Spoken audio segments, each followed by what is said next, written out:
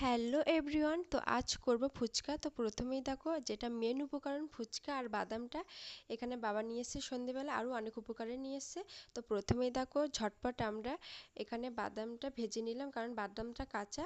তো তারপরে একে একে তেলটা একটু ফুটন্ত তেলে দিয়ে দিলাম ফুচকা। আর দেখো এখানে একদম গোল গোল হয়ে যাচ্ছে, একটু শুধু টাইম দিতে হবে আর সুন্দর করে লাল লাল করে ভেজে নিতে হবে, নাইতে ফুচকাগুলো একটু চিপসে যাবে।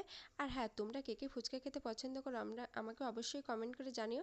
আর এদিকে বোন একে একে সবগুলোই কেটে নিল। তো প্রথমে দেখানো শসা আর ছোলা আর লেবু, আর এদিকে আছে লঙ্কা। আর এদিকেই আমি যে ফুচকাগুলো ভেজে নিচ্ছিলাম, আর বোন এদিকে টক জলটা জলজিরা দিয়ে সুন্দর করে রেডি করেছে, তেঁতুল, জলজিরা, নুন, লঙ্কা সব কিছুই দিয়ে। তো তারপরে দেখো, তোমরা আলু ভাতে মাখানো দেখাতে পারে, তোমাদের তো বলেই দিয়েছি, আর তো একটু চাট মশলা অ্যাড করলে হবে। তা খেতে কিন্তু হেভি হয়েছিল। তো অবশ্যই